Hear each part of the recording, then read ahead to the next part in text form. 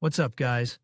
I'm Chad Barnes, and welcome to the channel. Here, it's all about real car talk, from simple fixes to smart driving tips and keeping your ride in top shape. If that sounds good to you, go ahead and give the video a thumbs up. Hit that subscribe button and make sure you watch all the way through. There's a lot of good stuff coming. Let's get to it. One of these two comrades once asked me, how can you travel 1,500 to 2,000 kilometers in one sitting without falling asleep?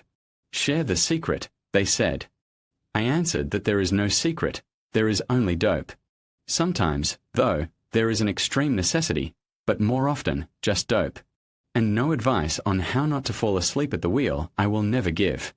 I don't know a single person who can beat sleep. You can chew on seeds, drink lemon juice with coffee, or yell songs at the top of your lungs, but sleep will still win in the end. So if you're feeling sleepy, you should stop at the nearest motel and sleep. In extreme case you can sleep in the car, it's still better than driving with your eyes closed. And in no case you cannot trust your body, which does not seem to turn off by itself, and I will always realize that now I will. Fall asleep, so I will never fall asleep at the wheel. Everyone who has fallen asleep at the wheel thought exactly the same thing. Fighting sleep is the most useless thing in the world. No matter how strong a fighter is, sleep will win.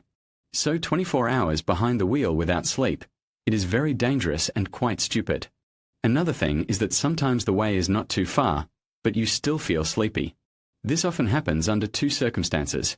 If you drive for a long time behind another car or fly on a toll highway with minimal traffic and an extremely dull, monotonous picture behind the glass.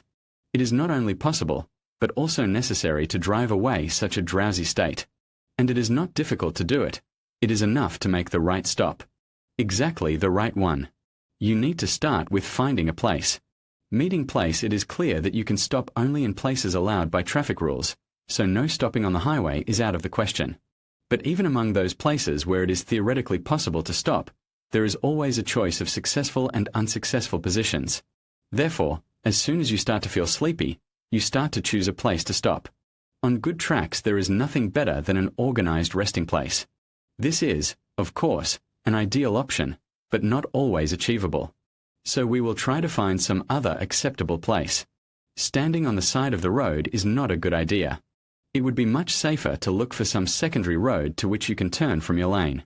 And already at this stage the first attempt to defeat drowsiness begins. Concentration of attention when looking for a turn to the secondary road, or turn off, as some drivers say, is required noticeably higher than when driving on your own road. Therefore, willy-nilly you already start to wake up. After the road is found, we turn to it and stand on the roadside. The farther away from the roadway, the better. Get out of the car and start to take decisive actions that will help to overcome not only the dream, but also the upcoming path to the finish line. Sit up and stand up. I have developed for myself a certain sequence of actions that helps to spend the stop time with maximum benefit. For me, it is always important to kill two birds at the same time, to stretch and to give the car a quick inspection. Both of them help to feel more awake quite quickly. So let's start checking the car. Let's start by moving away from it a little bit. Sit down and look under the car. Nothing dripping anywhere. That's fine. But it's better to sit down a couple more times. Squatting is useful in itself, and being careful to look for any leaks is even more useful. By the way, don't be surprised if something will still drip. Usually on summer highway water, usual condensate, drips from air conditioner drainage. This is normal. The second exercise is walking with inclines. Real drivers remember how to do it. You have to walk around the car and touch the wheel rims. You can, of course, not bend over, but squat again. It does not matter. The important thing is to feel the rims. There are several things to check here: the brakes and the hub bearings. If something is faulty, the disc will be hot. A small note: warm it has a right to be, hot it is not. If all the discs are equally warm, all is well. If one is hotter, you'll need to figure out what's going wrong. Most likely, the caliper is jammed, and on the highway it is easiest to detect this malfunction by heat. You can kick the tires at the same time.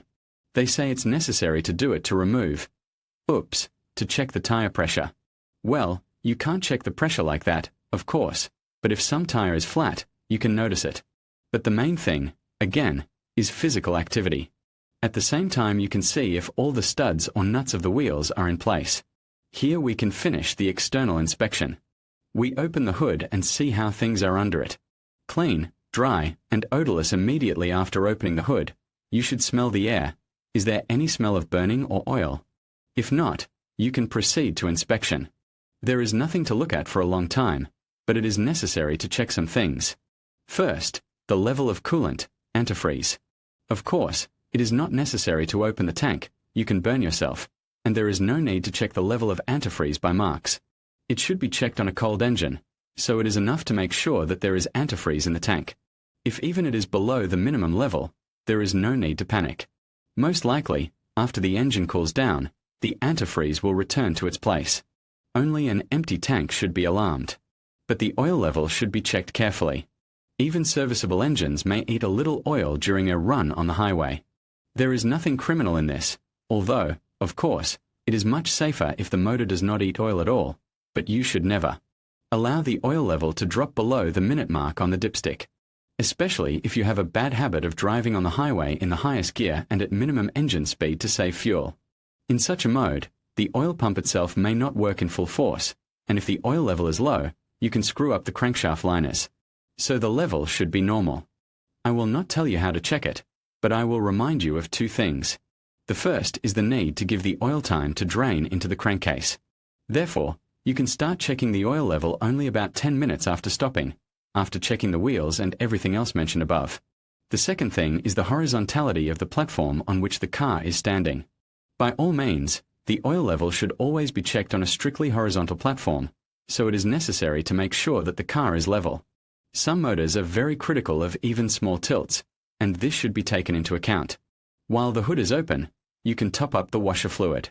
After that, it can be closed and the inspection can be completed by checking the dip beam or daytime running lights.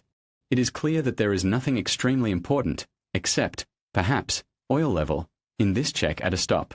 But if you throw a small checklist in the glove compartment, drips from the bottom, wheel discs, wheel nuts or pins, foreign smells, under the hood, antifreeze, oil, washer, and methodically run through the list at a stop, drowsiness will definitely go away. Well, and for the car will be calmer, which is also pleasant and useful. And a little more during all these checks, you should try to focus on them and not on something you were thinking about while driving. Changing the object of attention at a stop is no less important than physical activity. It is advisable to approach this issue carefully. I, for example, stretch the pleasure by pulling on gloves, in which it is more convenient to grasp the wheel rims or oil dipstick. And after the inspection, it is not unreasonable to wash your hands and wash your face. After this almost always comes a state of pleasant vigor. However, it should be noted that if the attacks of drowsiness are repeated often, it will still have to stop for a nap. Even 20 minutes of sleep directly in the driver's seat will significantly reduce the chances of passing out right on the road. They will interrupt such an addictive sleep. Unfortunately, stops can also be forced. This is a topic for another conversation, but if we are talking about stops, just in case, let me remind you, a forced stop on the road is very, very dangerous. If during the movement you feel that something wrong is happening to the car, there is an unclear sound, the engine thrust has changed. The controllability has changed, the check has lit up, you need to immediately rearrange to the right, closer to the curb. In this case, even if the car stalls, you can always have time to regroup on the roadside. And even on the roadside, it will be better to drop off passengers from the car and take them away from the road. Well, the car itself should be marked with emergency lights and an emergency stop sign. In the dark, and parking lights. If you need help, hang a reflective vest on the side mirror. Recently, this request for help often does not go unnoticed. Someone will definitely help. And I will finish by repeating what I said. If you want to sleep, sleep. A stop to inspect the car will help once or twice, and if you can't make it to the finish line during this time, it's better not to. Risk your life or the lives of passengers and neighbors. In conclusion, when you find yourself feeling drowsy on the road, making the right stop can make all the difference. Choosing a safe and suitable location to rest, whether it's a rest area, a quiet parking lot, or a designated sleep station, can help. You recharge and stay alert. Remember, it's not just about taking a break, it's about ensuring your safety and the safety of others. So, the next time you feel that fatigue creeping in, trust your instincts and make the right stop to chase sleep away. Safe travels.